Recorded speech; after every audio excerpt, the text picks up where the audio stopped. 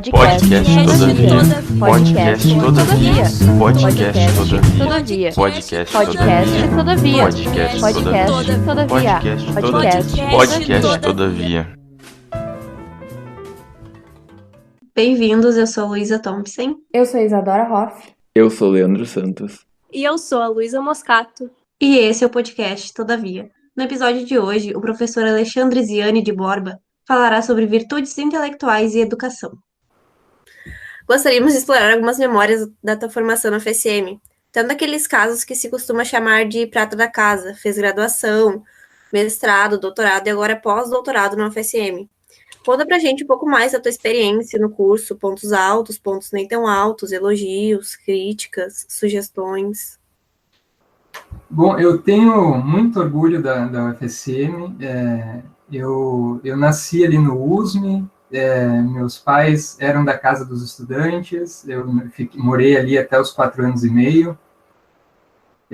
Então, para mim, é um orgulho muito grande ter sido formado, ter feito toda a minha formação ali na UFSM. Eu diria que, assim, se desse para mensurar o quão positivo e o quão negativo foi a experiência ao longo de todo esse tempo, o saldo penderia muito mais certamente, com muita convicção, para uma experiência muito positiva ali. Eu acho que um dos pontos altos do curso é que os professores, eles sempre se mostraram, especialmente com alunos que estão interessados, eles sempre se mostraram muito dispostos a ajudar. Os professores são muito acolhedores e isso eu notava que quando às vezes eu conversava com gente de outros cursos, isso era diferente. Às vezes os professores matavam aula, davam textos para ler e diziam, bom, no final do semestre vocês vão ter uma prova e se virem aí. Isso era algo que eu escutava muito no início, pelo menos, quando eu comecei na filosofia, e ali na filosofia não era assim, nunca foi. Então, eu acho que esse é um ponto muito alto ali do curso. Eu realmente, assim, não tenho críticas, não tenho muitas, não passei por nada pontos muito baixos, assim, em relação ao curso. Teria talvez uma sugestão, que eu acho que isso vai acontecer, inevitavelmente. Acho que os professores ali têm muito interesse em pesquisa empírica, e eu acho que uma sugestão que eu teria é que a gente fizesse uma disciplina para formação de filósofos, ou para fazer pesquisa empírica, ou para aprender a se envolver com a literatura empírica de uma maneira que não seja viciada, porque às vezes isso acontece também. Eu tenho lidado com algumas questões que são discussões, engajamento com literatura empírica, em psicologia, e às vezes o que acontece é que filósofos, às vezes, suprimem algumas evidências contrárias àquilo que eles querem defender. Isso se chama cherry picking, uma prática que às vezes acontece, infelizmente. Às vezes você tem estudos que não foram replicados e os filósofos ignoram, negligenciam isso. E esse tipo de formação seria muito interessante para nós ali da UFSM, ainda mais sabendo que tem professores ali que estão envolvidos com pesquisa dentro da psicologia, como, por exemplo, o César, que trabalha com filosofia da memória, o próprio Eduardo, que trabalha com psicologia moral. Então, acho que seria muito interessante uma disciplina, essa seria a minha sugestão, digamos, uma disciplina para a formação de filósofos, para se envolver com a literatura empírica e, quem sabe, até fazer pesquisa empírica. E, quem sabe, até um grupo interdisciplinar de trabalho com filósofos, psicólogos e gente de outras áreas também seria bem interessante.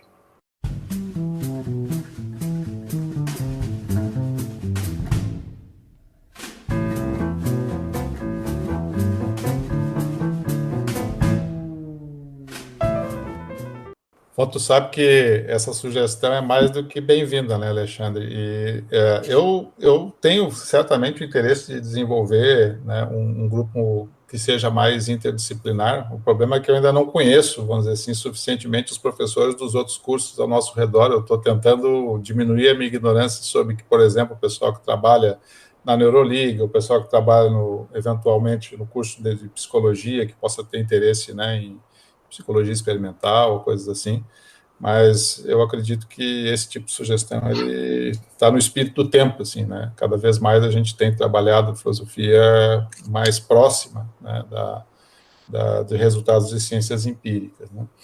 Mas eu queria te perguntar também, Alexandre, sobre como é que foi durante o mestrado e doutorado o teu contato com outros colegas teus pós-graduandos, né? Esse contato gerou algum impacto no andamento da tua pesquisa? Como é que era essa amizade intelectual entre os colegas? A gente acaba conhecendo gente muito inteligente, então, inevitavelmente, essas contribuições acabam acontecendo. Mesmo que não tenha tido, talvez, um impacto decisivo no meu trabalho, eu não diria... o meu trabalho não tomou um outro rumo com essas conversas, mas eu criei amizade com pessoas como o Jean Senhorinho, por exemplo, o Matheus Stein, que de alguma forma influenciaram, sim, aquilo que eu abordei dentro da tese. Teve, tanto em relação a recomendações de leitura, que o Jean, por exemplo, me fazia muitas recomendações, o Peter Gold, que ele estuda sobre emoções, também até alguns livros de literatura que me ajudaram a colocar algumas questões de uma maneira que eu talvez não teria me dado conta que poderia ser aproveitado na tese. E também algumas questões porque como a gente acaba apresentando trabalhos até mesmo em sala de aula, os colegas acabam fazendo questões que a gente nunca tinha parado para pensar.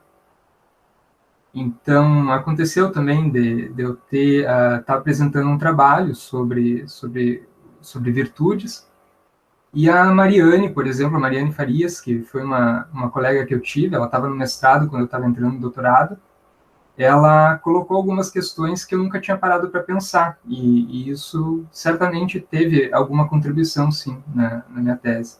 É uma coisa muito recorrente que acontece quando eu vou conversar com qualquer outra pessoa de outro curso, outro aluno, amigo meu, né? E eles falam o quão difícil é essa relação professor-aluno, principalmente nos cursos de rurais, que eles têm esse afastamento, um distanciamento como se fosse realmente hierárquico, sabe? E a gente percebe muito que na filosofia é uma coisa completamente diferente. Os professores sempre são muito solícitos e amistosos, e eles estão lá porque eles demonstram amar o que eles fazem. E isso, além de dar um incentivo para a gente de continuar seguindo, como se fosse um abraço, sabe, que eles dão, assim, um grande privilégio que a gente tem ali no departamento, porque os professores são incríveis, realmente.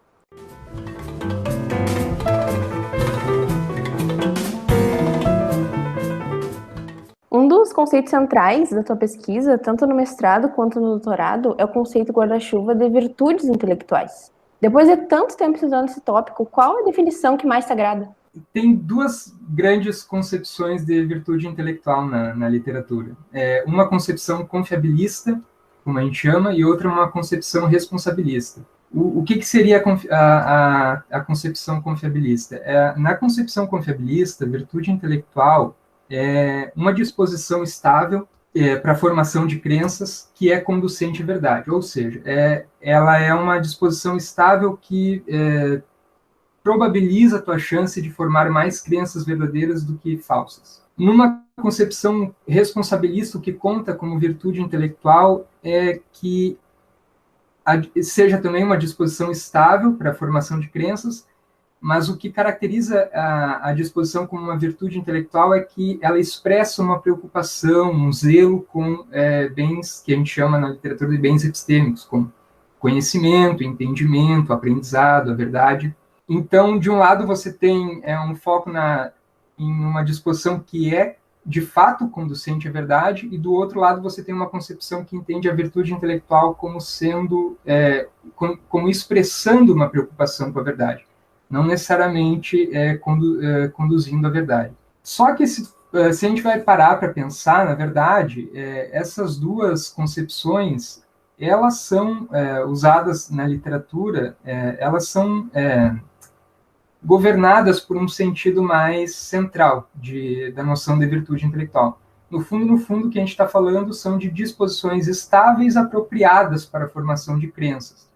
Só que os confiabilistas interpretam esse ser apropriado para a formação de crenças num sentido de confiabilidade, e os responsabilistas interpretam esse ser apropriado para a formação de crenças como sendo, expressando uma preocupação, uma motivação, um sentimento em relação a bens epistêmicos.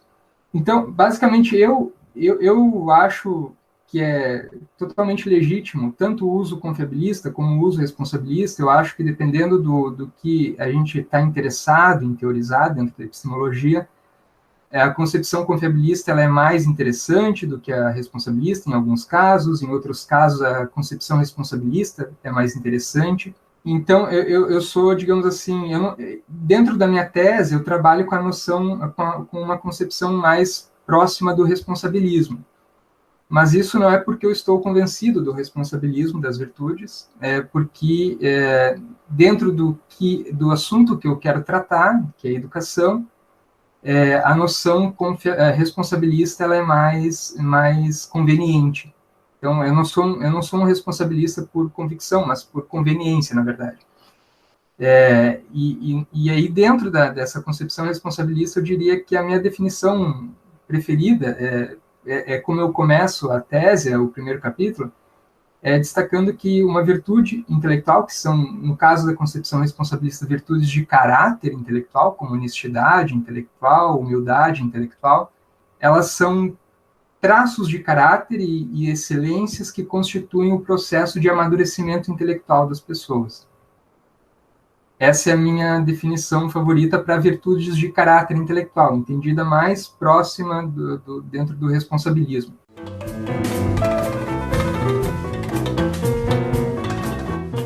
Então, Alexandre, tu consegue pensar em mudanças na dinâmica do ensino de filosofia que poderiam promover o florescimento mais robusto dessas virtudes intelectuais?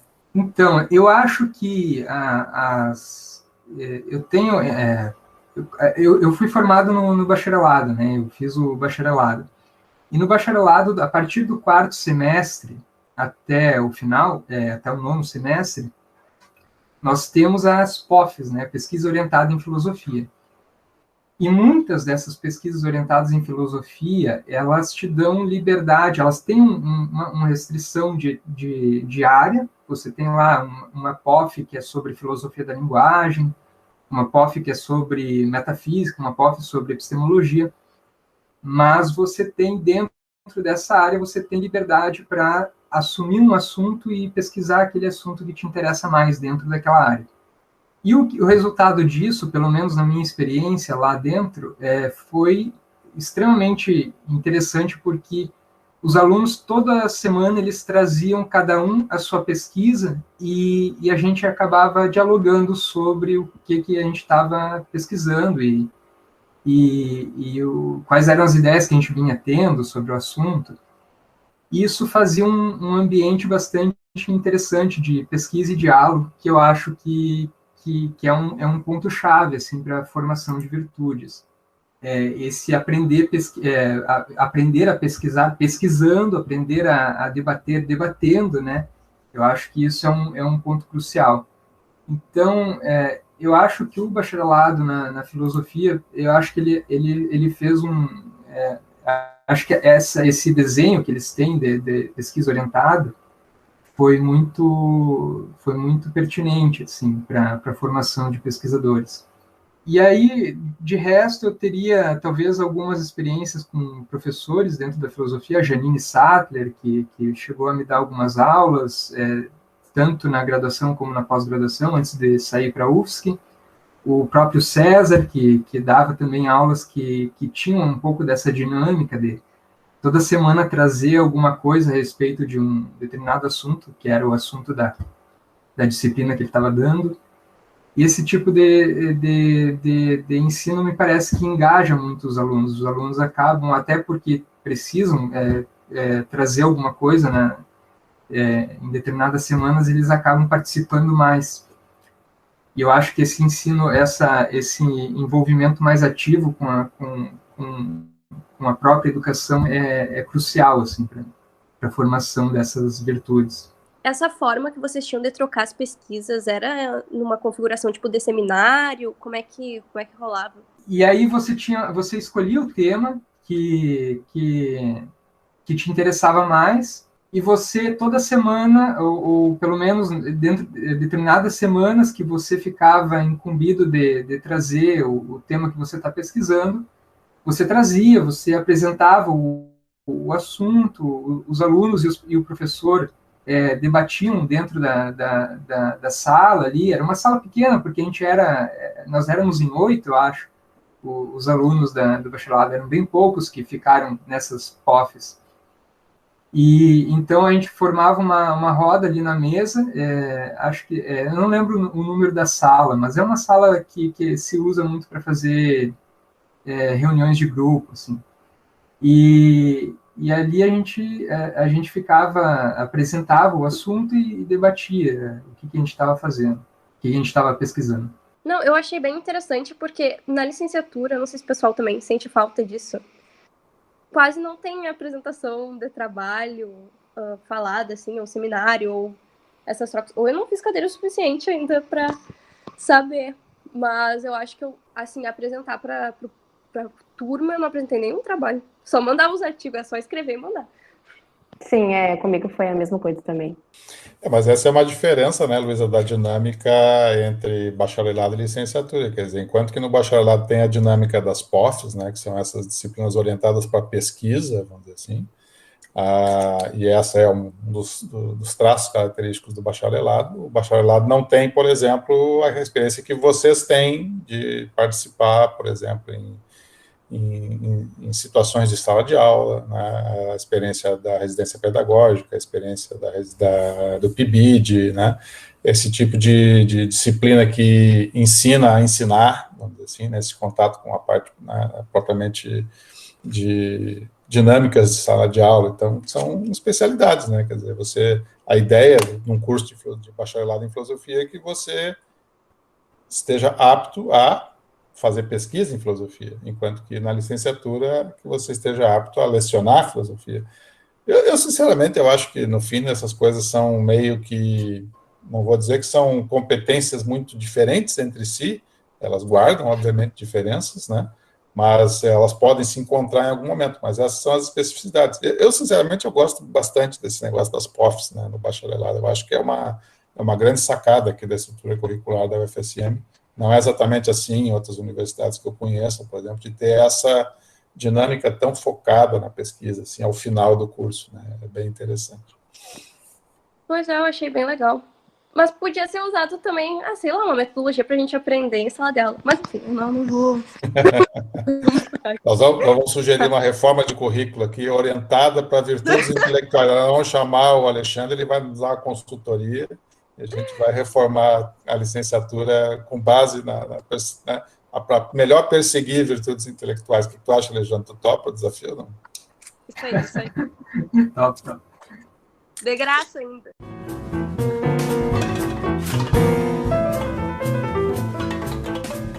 No final da tua tese, Alexandre, tu menciona que uma das questões em aberto seria explorar a natureza das emoções, tais como angústia epistêmica e arrogância intelectual. Tu já tem alguma pista de como caracterizar elas? Eu tenho o meu sim. Até agora, porque, na verdade, esses termos, eles são adaptações de termos que a gente já conhece, né? Angústia e arrogância são termos que estão na nossa língua, a gente fala o tempo inteiro, né? Então, assim, eu diria que uma angústia epistêmica teria a ver com um medo ou uma ansiedade em relação às nossas limitações cognitivas, em relação à nossa falibilidade, em relação talvez até uma certa... Quando a gente tem uma certa desconfiança na nossa competência, competências intelectuais em particular, né, porque a gente está falando de angústia epistêmica, né, essa qualificação dá a entender essa dimensão, né, intelectual, epistêmica. E a arrogância intelectual seria quando a pessoa sente que é o contrário, talvez, né? A pessoa sente muito confiada nas suas competências intelectuais e presume talvez até uma certa superioridade intelectual em relação a outras pessoas. Eu acho que as minhas pistas, na verdade, por enquanto, são meu senso comum, assim, não tenho uma pesquisa muito aprofundada ainda sobre essas emoções. Mas são emoções que vêm sendo tratadas, assim, por alguns filósofos, né? Acho que o Duncan Pritchard tem um livro sobre angústia epistêmica, o ceticismo, e o Robert Roberts e o Jay Wood, eles têm um livro, o Intellectual Virtues, que trata, acho que no capítulo onde eles falam sobre humildade intelectual, eles tratam um pouco sobre arrogância intelectual. Eu gostei bastante da angústia epistêmica, porque realmente descreve exatamente, muitas vezes, que a gente ou está com várias dúvidas e o ceticismo é o que cai para o que consegue dar resposta de certo sentido, né? Dá, mas não dá, mas ok. Mas essa sensação de angústia não... Às vezes, talvez não saber se a gente tem capacidade de acessar as verdades, né, ou alguns conceitos muito mirabolantes, mas adorei mesmo a angústia intelectual e a angústia epistêmica. Não, eu acho que às vezes pode ter também um problema que muitas vezes a gente passa despercebido, e eu acho que seria um ponto interessante se preocupar, que alguns alunos, pelo menos, às vezes têm uma certa falta de confiança, né, em si mesmo, e às vezes isso pode gerar esse tipo de emoção, assim, que ansiedade, angústia, medo, e isso atrapalha a nossa pesquisa, atrapalha porque a gente se sente menos confiante para ir em frente, né, então isso pode ser um ponto a ser explorado dentro de uma educação focada em virtudes intelectuais. Nossa, com certeza. Cada vez que eu escrevo uma pesquisa, só procrastinando por causa da ansiedade, toda vez. Como que a autoconfiança, né, a visão que a gente tem de nós mesmos pode atrapalhar uma coisa tão legal. Ai, sim, meu Deus. E ainda essa questão da arrogância intelectual, isso aí, ó, ótimo, só ajuda o pessoal que tá ansioso. Eu tenho uns amigos meus que eles já admitiram que eles gostam de discussão, eles não estão nem aí se eles vão falar algo que é certo ou não, eles só querem discutir, então eles só querem derrubar os seus argumentos, não importa como. Nossa, às vezes eu vou falar alguma coisa que eu tô pesquisando, ele sempre me destrói, eu não tenho chance ali. Mas tudo bem, né, assim que a gente cresce, infelizmente. Você é amigo ou inimigo, Luísa? Pois é, eu ia falar. Não, tudo bem, eu já tô acostumada, é parte da personalidade deles.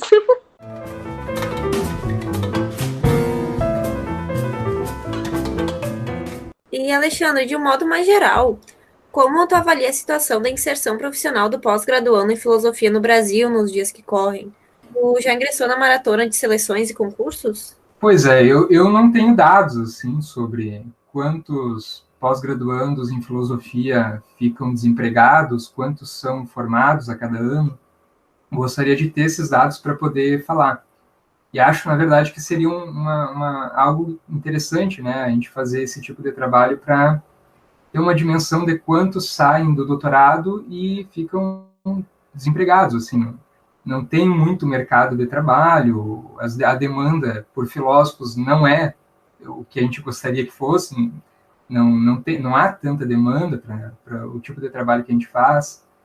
Então, se eu tivesse que chutar, eu diria que a situação dos pós-graduandos é cada vez pior. sair do doutorado sem ter um emprego. E assim, eu ainda não comecei essa maratona de seleções de concursos, mas eu vou começar agora com o edital da UFSM, vai ser o primeiro. Estou me preparando para esse. Boa sorte! Olha só, uma boa notícia, né? Já inicia, vamos dizer assim, já com essa experiência de familiaridade, pelo menos, com a universidade, né? Já é um começo. Bom, obviamente, já te desejamos aqui boa sorte também no começo dessa jornada, e a gente sabe o quão ela é árdua, né, às vezes.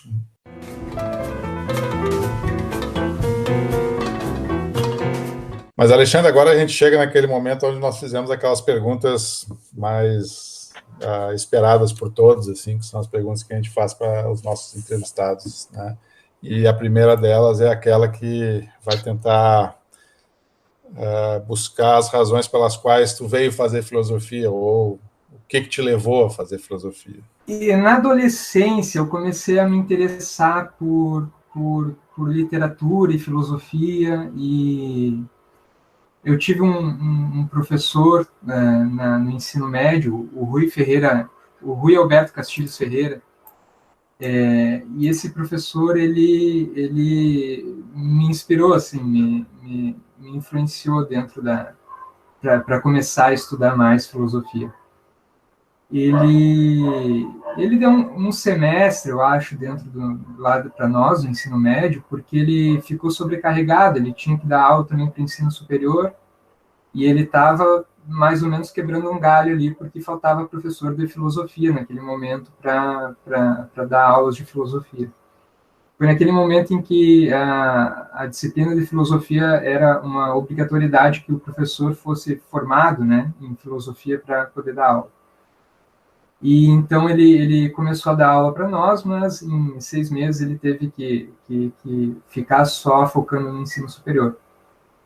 Mas foi um ótimo professor, foi uma excelente experiência que eu tive, e comecei a me interessar por filosofia, comecei a me interessar ainda mais por filosofia naquele momento. E daí depois eu tive um professor de filosofia que não ia para aula, mas não dava aula, e os colegas gostavam porque ele não fazia nada, então todo mundo podia ficar conversando. E aí eu tive um terceiro professor no ensino médio, que depois veio, e era muito bom, só que ele ficou poucas semanas, porque não gostaram do jeitão dele, aí reclamaram e ele foi demitido, infelizmente. Mas foi outro professor também que embora tenha ficado algumas poucas semanas, teve um impacto assim, na minha vontade de continuar estudando filosofia. E aí eu tinha a ideia de estudar Direito ali no UFSM, e na época era o vestibular e o PES, né? Você tinha que optar depois pela redação, se você ia fazer a redação pelo vestibular ou a redação pelo PES. E pelo PES eu tinha optado por filosofia, e pelo vestibular eu tinha optado por Direito. E aí, na hora de escolher, eu acabei escolhendo fazer a redação pelo PES, porque a minha nota estava um pouco melhor na do PES. Só que aí eu acabei, cheguei atrasado, com todos aqueles que chegam atrasado para fazer a redação. Era lá no centro, eu tive que sair aqui de Camobi, eu levei 55 minutos para chegar lá, o trânsito estava horrível, e aí eu perdi a redação, só que acabei sendo chamado pelo Enem, pela nota do Enem, que na época a universidade, a UFSM, ela aceitava 20%, eu acho, era o que contava das notas do Enem na época. E aí foi assim que eu entrei na filosofia, e aí eu ingressei na filosofia, tive uma ótima experiência com os assuntos me interessavam, os professores foram bem acolhedores. Eu lembro de uma reunião que eu tive com o José Lourenço, que foi uma ótima reunião, assim, aquilo me deixou motivado para continuar estudando, e foi assim que eu fui levado para a filosofia. Não me arrependo. Na verdade, hoje eu penso ainda bem que eu não quis insistir na ideia de fazer Direito, de continuar na filosofia, porque eu acho que eu teria sido mais infeliz, digamos. Nada contra o direito, mas é que o meu interesse é mais filosofia. Diga por você, capaz, tô brincando. Não, eu ia falar, imagina o desespero de ter perdido a redação. Como é que ficou teu emocional? Eu ia estar dando murro na parede. Eu fiquei tranquilo, assim, eu sabia que eu ia ter mais tempo para poder estudar mais, mas não me pegou muito, assim, eu não fiquei muito... me fugiu a palavra, não fiquei muito arrasado com isso. Meu Deus, provas de alguém com uma saúde emocional decente.